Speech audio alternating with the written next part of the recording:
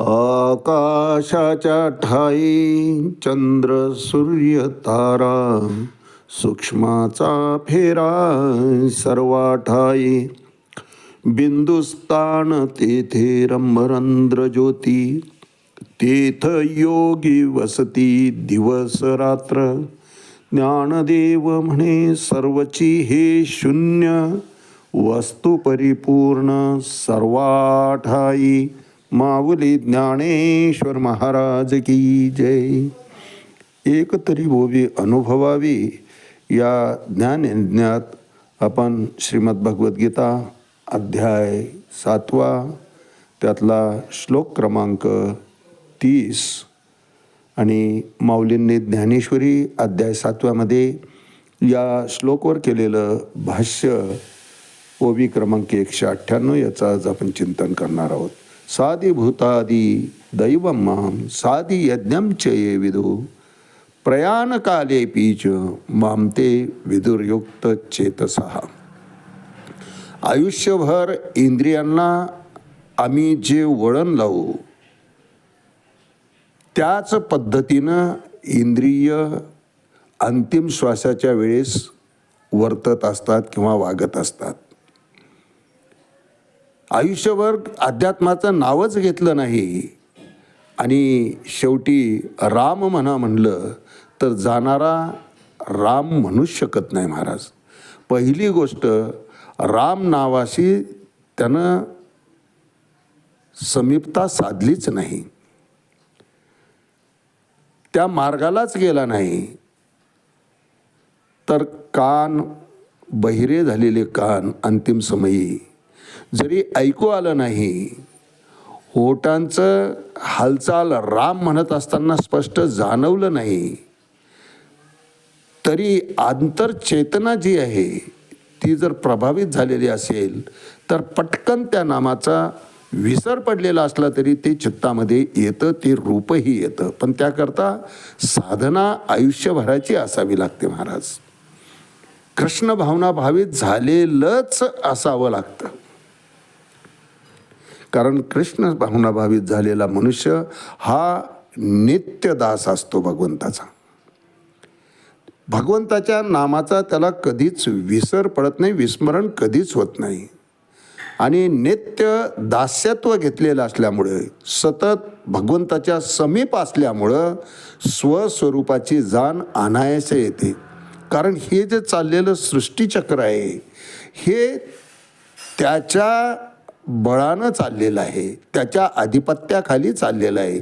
आणि या संपूर्ण दृश्य अदृश्य सर्व शक्तींचा निर्माता एकमेव भगवंत आहे याची प्रचिती त्याला आलेली असते. त्यामुळं आपणही त्याचेच अंश असल्याने त्याचं जे कार्य आहे तेच कार्य आपण करायला पाहिजे.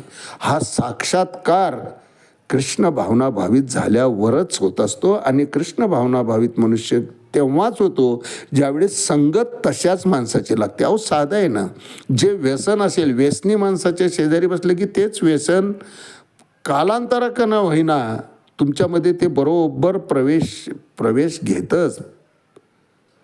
परंतु जर निर्व्यसनी असेल तर असलेलं व्यसनसुद्धा निघून जातं.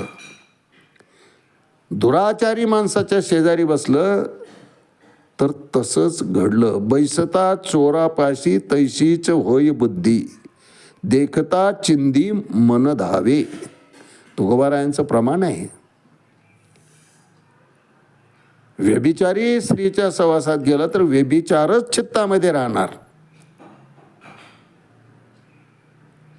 सत्संगामध्ये गेला तर नेहमी सत्संगाचेच विचार राहतील.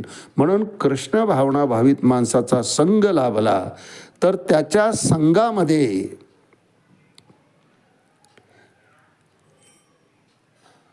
तो भक्तसुद्धा कृष्ण भावना भावित सहजपणे होऊन जातो. आणि कृष्ण भावना भावित होणं म्हणजे स्वस्वरूपाची जाण येणं. आणि ज्याला स्वस्वरूप कळालं की आपण कोणीच नाही आहे, खरा करता आपण नाहीच आहे. आपण जे मानतोय देह माझा आहे, देह आपला नाही, नाशिवंत आहे. पंचमहाभूतापासून घेतलेला देह पंचमहाभूताला वापस करायचा आहे. आता जायाचे जैसे लेणे अंगावरी आहाच वाणे. शेजारच्याचा दागिना घालून जसं एखाद्या गृहीनं मिरवावं आणि त्या दागिन्याविषयी तिला जर विचारलं, का गं बाई कितीचं आहे, किती तोळ्याचं आहे, किती रुपयामध्ये झालं, कधी बनवलं, कुठल्याच प्रश्नाचं उत्तर ती देऊ शकत नाही, कारण तिला माहिती आहे तो दागिना माझा नाही. तद्वत शरीर हे आपलं नाही हे साधकाला माहीत असतं, संतांना माहीत असतं महाराज. त्या शरीराची आसक्ती त्यांच्या ठिकाणी कधीच नसते, कारण ते परत करायचं आहे याची पूर्ण जाण अशा ज्ञानी भक्ताला झालेली असते. आणि त्यामुळंच चाले हे शरीर कोणाची सत्ते कोण बोलविते हरिविन. भगवंताच्या सत्तेशिवाय या ठिकाणी काहीही चालत नाही. जडाला सुद्धा हलवायचं असेल तर त्या ठिकाणी चैतनाच उत्पन्न व्हावे लागते. चैतन्य असलेल्यानेच त्याला एका ठिकाणाहून उचलून दुसऱ्या ठिकाणी नेता येतं.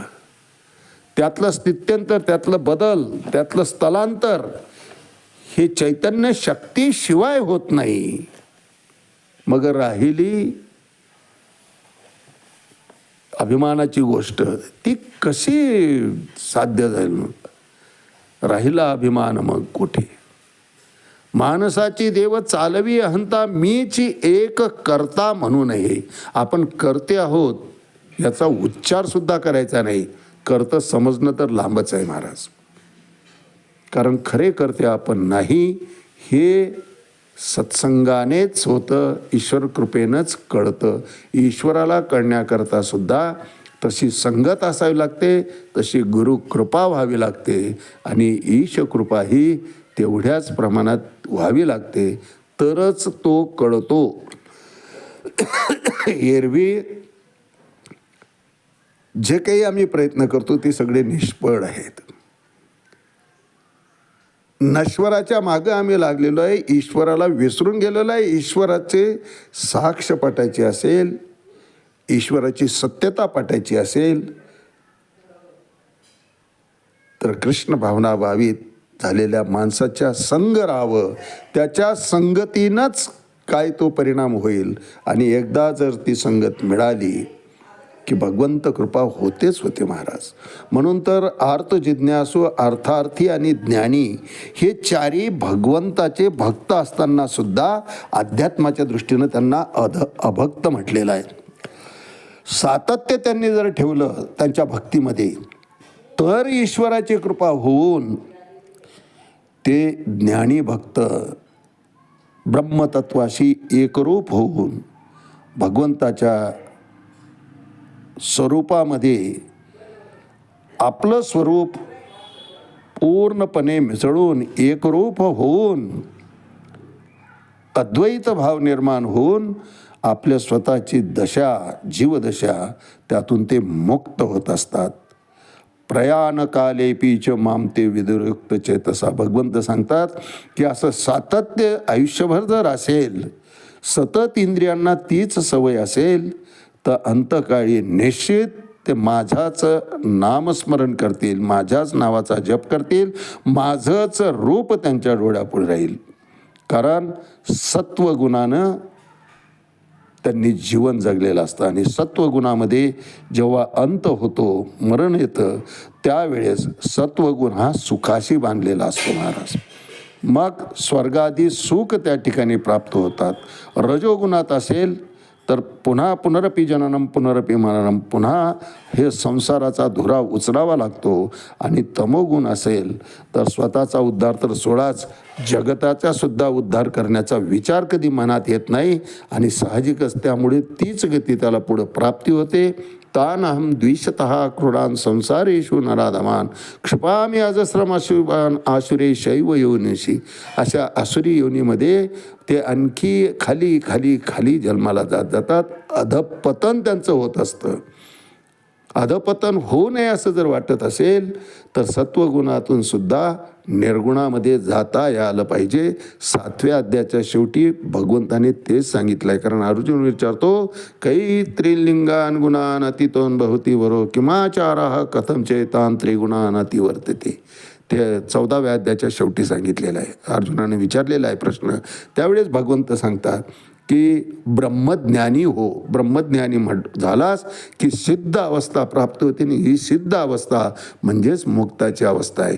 तो या ठिकाणी राहिला काय किंवा अंतसमयी या देहातून त्याचा प्राण निघून गेला काय, सर्व ठिकाणी इहलोकी आणि परलोकी दोन्ही ठिकाणी हा सिद्ध अवस्थेमध्येच राहतून ती सिद्ध अवस्था प्राप्त व्हावी असे जर वाटत असेल तर साधिभूतादि दैव मला सर्वस्व जाना भगवंत सांगतायत.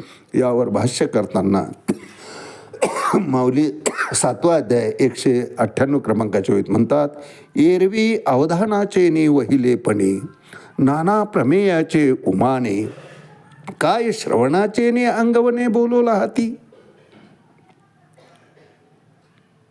अर्जुन म्हणतोय की इतक्या घाईघाईमध्ये जर सगळंच मी ऐकायचं ठरवलं तर ते खरंच आत्मसात होईल का. कारण अर्जुनाला उत्कंठा इतकी झालेली आहे, तो शब्द न शब्द असा साठवायच्या ह्याच्याला लागलेला आहे. परंतु हीच वृत्ती, तिचा परिणाम कदाचित असाही होऊ शकतो की ते इकडून तिकडे गेले वारे म्हणल्यासारखं, नळी फुंकली सोनारे इकडून तिकडे गेले वारे, अशी तर आपली अवस्था. ही भीती अर्जुन या ठिकाणी व्यक्त करतो आहे. काय श्रवणाचे ने अंगवने म्हणजे फक्त मी ऐकतच राहिलो तर त्याचा त्या ऐकण्याच्या त्या श्रवणशक्तीच्या बळानं बोलो लहाती नाना प्रमेयाचे उमाने. सर्व सिद्धांत हे जे सांगितलेले आहेत, भगवंत जे सांगतायत 7 सिद्धांत, ब्रह्म, अध्यात्म, ईशतत्व, सिद्ध वगैरे हे जे 7 सप्त सिद्धांत आहेत ते सगळेच आत्मसात होतील का, तर नाही होणार. त्याकरता तसं आचरण करणं सुद्धा तितकंच गरजेचं आहे हे या ठिकाणी अर्जुनालाही सांगायचं आहे. कबूल करतोय अर्जुन की एरवी अवधानाचे ने वहिलेपणे नाना प्रमेयाचे उमाने म्हणजे अनुभव, नाना प्रमेयांचा हा जो अनुभव कसा घेता येईल. काय श्रवणाचे ने अंगवने बोलवला, ती फक्त ऐकतच राहिलं तर हा अनुभव घेता येणार नाही. त्याकरता आचरणसुद्धा तितकंच गरजेचं आहे. आणि म्हणून तर अर्जुन 18व्या अध्यायात म्हणतो आहे की नष्टो मोहा स्मृतीत लब्धा त्वत्प्रसादात मयाच्युत. कारण भगवंत विचारतो की अर्जुना कश्चिदेत श्रुतम पार्थ तो एकाग्रेण चेतसा. रे अर्जुना, तू एकाग्र चित्ताने हे खरंच सर्व ऐकलं आहेस का, ते आत्मसात तू करणार आहेस का. त्यावेळेस अर्जुन त्याला साक्ष देतो की नष्टो महास्मृतीत लब्धा त्वत्प्रसादात मयाच्युत स्थितोस्मी गतसंदेह करिष्ये वचनम तव. देवा, तू सांगावं मी ऐकावं या स्थितीपर्यंत मी आता आलेलो आहे. म्हणून तर त्या शंख्यपोटीच अर्जुन हे म्हणतोय त्याच्या आधी की एरी अवधानाचे ने वहिलेपणे नाना प्रमेयाचे उमाने काय श्रवणाचे ने अंगवणे बोलवला हाती. आज याच ठिकाणी थांबूया. रामकृष्ण हरी. पुंडलिक वरदा हरी विठ्ठल. श्री ज्ञानदेव तुकाराम. पंढरीनाथ भगवान की जय. माऊली ज्ञानेश्वर महाराज की जय. जगद्गुरु तुकाराम महाराज की जय. शांती ब्रह्म एकनाथ महाराज की जय. आदि शक्ति मुक्ताबाई की जय.